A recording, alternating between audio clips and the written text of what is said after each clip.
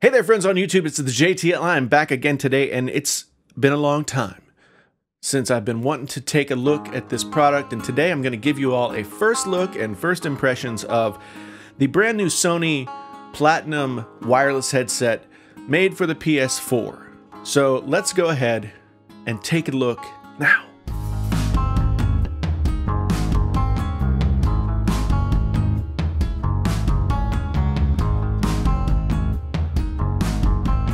Here's the headset. I had a chance to take it out of the box, plug it into the PlayStation, and get a look at what it does, or get a hear at what it does, I guess. I've also had a chance to make a few comparisons between this and the Astro A50 Gen 3, so I'll talk about all of that. But first, I'll do a quick walk around of the headset so we can know what we're working with here. Up here at the top, this is on the left ear cup. Up here at the top, we have a rocker for chat and game volume. Below that, we have an off switch and then two switches for presets.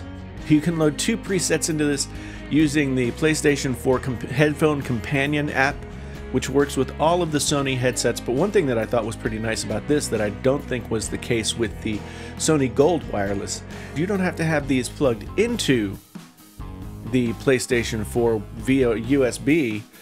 You can actually load the presets using the dongle that gets plugged into a USB port, so no physical tethering has to happen for you to load your presets. You have a choice of a bunch of presets. Shooter, horror, fighting are three of the gaming-centric presets, plus a lot of different music and movie and all that audio stuff as well. Those are presets. Then you have three slots to throw your own presets in there, and I might do another video that walks us through how to make those presets for the companion app. You also have a new feature in these called 3D audio. And 3D audio is a proprietary thing that these headsets, these Platinums, will do that no other headset does, and they're working with companies like Naughty Dog has done a 3D audio preset for Uncharted 4. Then there's MLB The Show, most recent MLB The Show, as well as Last Guardian, all have their own 3D audio presets. And when I do a full review of these, I will have done plenty of walkthrough and spent time with those 3D presets. But right now, I didn't have available to me my Uncharted 4, so I haven't had time to really check those out. Moving on down the headset, we've got a mute button right here, and then we've got the volume rocker as the last set of buttons on the bottom of the headset. Then we've got a micro USB and a 3.5mm headphone jack. Now these do fold up for travel, just like the Golds did. So if you're into that, these actually feel a little bit tighter and nicer than the Golds. See, there's a nice snap to it. Whether or not that stays crisp and tight over time will remain to be seen. The only button that we have on the right ear cup is the virtual surround sound to 3D sound switch. You've got this nice aluminum headband. It's got a port here, helps your head breathe a little bit. Underneath that, you have this rubber. It's a nice, not very sticky rubber, which was one of the things that I didn't like so much about the Golds, was the rubber would kind of grab my hair. But this is a nice soft rubber. It's supposed to be suspension, like if you've used any of the headphones that had this kind of suspension here, so it doesn't put a lot of weight on your head. Audio-Technica has some that has a slightly different design, but a lot of headphone companies are going to this sort of suspension style headband where you don't have a lot of pressure on your head. Ear pads are a nice soft, I can't quite tell if it's memory foam or not, leather. I'm sure it's not real leather, but definitely not real leather. But it's nice and soft, and so for the half hour, 45 minutes that I've been trying them out, it felt pretty good. They're a little stiff when on the head. I was going back and forth between the Sonys and the A50s, and holding them here, I would say the weight is pretty similar. The A50 might be a little bit lighter, but it's really hard to tell just sort of holding them up like this. The A50 ear pads are a little bit softer, a little bit nicer, and I found when I switched back and forth, the A50 felt like they were, you know, sort of isolating me a little bit more, and overall just a little bit more comfortable than these. But again, time is all that will tell if that's the case. One last thing, these don't have an external microphone that you can put down in front of your face. They have the same as the Golds, just a little microphone port right here. Just a little microphone port here, just like the Golds, to get the microphone sound going. Now, one of the things that people weren't very happy about with the Golds was, I made a lot of videos about the Golds, and I was a big fan of them.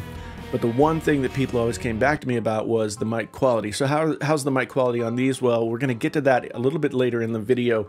I did some tests in Battlefield 1 between this, and then I have the A50s in another that I can throw up, and we can compare the mic quality in chat. Overall, really nice package. Very nicely made. They feel more premium than the Golds did by a long shot, and thus far pretty nice. Now let's look at what comes in the box. I'm in the dark. Here's the box itself. Very similar package style to the Golds, and when you pull this out, this turns out to be a little bit nicer than what we got with the Golds. Folds out. It's very similar to an Astro package in how it opens, but there's some foam in here, and this is sort of almost like satin. It's a satinate kind of deal. The headphones just sit right in there. It's nice. If you lift this off, underneath the headphone resting place is this box. You've got a bunch of stuff taped together. This is the 3.5mm adapter that you can use with mobile devices. Then you've got here the carrying case, which I think is exactly the same as what we got with the Golds. And here's the carrying case. A little, you know, sort of velvety satin, well, more satiny material for sure. A little satiny material. It's nice. If you're carrying them around and you're going to throw them in your backpack, this will keep them from getting scuffed up, but it's not protective, obviously, in any way. There's also a micro USB that I have plugged into my PS4, and then the dongle. So here's the dongle. It's got what looks like some sort of microphone port, although I don't know what that would be for. So I'm gonna have to look that up as I get ready for the full review. It's a larger dongle than, there's also a micro USB that I have plugged into my PS4, and then the dongle. So here's the dongle. It's got what looks like some sort of microphone port, although I don't know what that would be for. So I'm gonna have to look that up as I get ready for the full review. That's what you get inside the box. Now let's get to what everybody is really wanting to know. These guys retail for $159 and $99, I guess. And so I walked out after paying Iowa tax at $171. So they're not a cheap headset. The best thing about the Golds was for $99, they sounded pretty darn amazing. And they really were valued, like dollar value to performance, where as soon as I put the Platinums on, they seemed much crisper than what I was used to hearing when I put on the Astros that I've been using now for a couple of months. So there was a nice sort of crisp to the high ends. The bass had some thump. It wasn't super overwhelming though. When you shot the gun, whatever gun you were using, I was using the Hellriegel. When you shot that, it really had a nice low-end thump to it. It felt more girthy than what I was used to with the A50s. And overall, it sounded pretty good. I found that, and this may be a problem for some of you, the top-end volume wasn't you know, what I would want it to be. I don't like to blast myself out or anything, but the top-end volume wasn't as high as the A50s and a lot of other headsets that I've used. So that's going to be sort of a buyer beware if you like to really blast yourself out, and that is not safe. Your ears will thank you. But if you really like to have loud headphones on while you're gaming, these might not be good for you. As I went back and forth with the A50s and the Platinums, it was really hard to tell.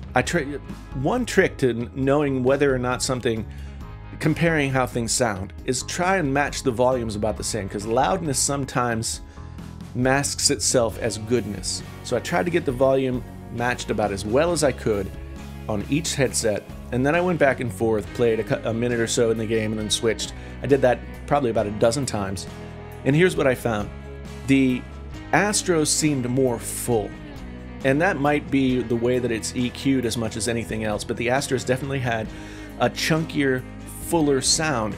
But the Platinums, there was more separation in the three-dimensional space that they were trying to create, and if I wasn't going back and forth, I know I would have been really satisfied with the sound of the Platinums. It's really hard to say whether or not I prefer one or the other. Now I'm going to continue when I get into the full review to go back and forth and really try and get a sense of what I like. I'll know more over a longer term of time than I do right now.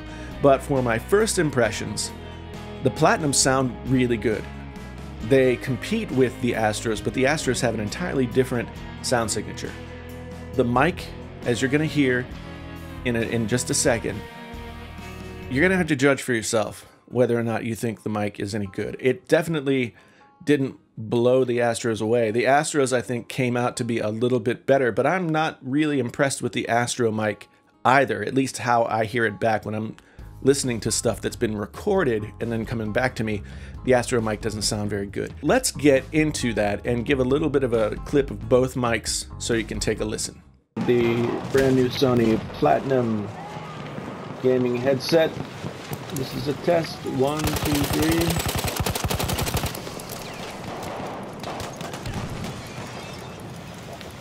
The rain in Spain falls mainly on the plain. Moses supposes his toes are roses. Test 1, 2, 3. Hey folks, this is the JTL. This is the JTL, and this is a test of the Astro A50 Generation 3 microphone. This is a test of the Astro A50 Generation 3 microphone for your listening pleasure. You guys are gonna have to judge for yourselves. I don't know. Neither of them are really setting the world on fire. They're not as good as I would have hoped they would be. But is that a deal breaker? For a lot of people, it seems like with the Golds it was. So that's up to you guys to decide. Stay tuned for my long-term review where I'll get that sense of, after multiple days and perhaps weeks of usage, how do they stand up? I think these guys in 2017 are going to compete with one another for best wireless headset in the PlayStation 4 world. This has been the first look, first impressions video for the Sony Platinum Wireless headset for the PS4. Let me know what you guys think. Let me know what questions you have that you might want me to cover in the upcoming full review, and just leave me comments down below with anything that you got. I'm always trying to get my comments answered as quickly as I possibly can, and I'll get back to you, and I'll be working on that review. Thanks again for being here. This is the JTL, and until the next time, I am out.